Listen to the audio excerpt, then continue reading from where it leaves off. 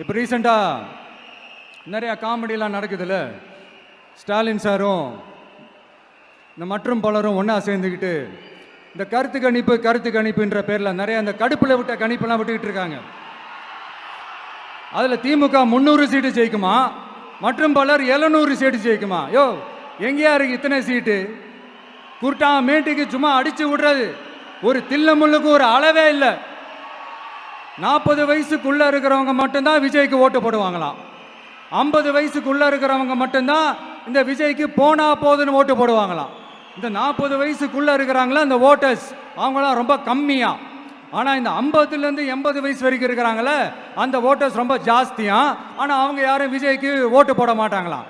இப்படி பில்டப் மேலே பில்டப் ஓங்கி மண்டையில நறுக்குன்னு குத்துற மாதிரி நம்ம எலெக்ஷன் கமிஷன் ஒரு டீட்டெயில்டு ரிப்போர்ட் ஒன்று வெளியிட்டிருக்கிறாங்க. அதில் 40 வயசுக்குள்ளே இருக்கிற அந்த ஓட்டர்ஸ் 2,37,00,000 சொச்சமா. அதில் 50 வயசுக்குள்ளே இருக்கிறவங்களையும் உள்ளே சேர்த்துக்கிட்டிங்கன்னா 3,65,00,000 சொச்சமா. அந்த 3,65,00,000 சொச்சத்தில் 50 வயசுக்குள்ளே இருக்கிற நம்மளோட அக்கா தங்கச்சிங்க மட்டும் எவ்வளவு தெரியுமா? 1,77,00,000 சொச்சமா. எங்கடா போனீங்க கடுப்புல விட்ட கணிப்பாளர்களே? எங்க போனீங்க? சும்மா டர்னா டர்ரு தான்.